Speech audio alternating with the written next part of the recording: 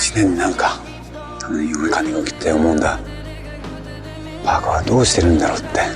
だからよくお前の気持ちわかる。バカもう帰ってこないんだよ。ここで待ちたいなら待てばいい。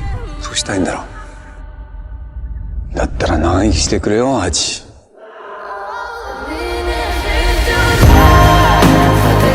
The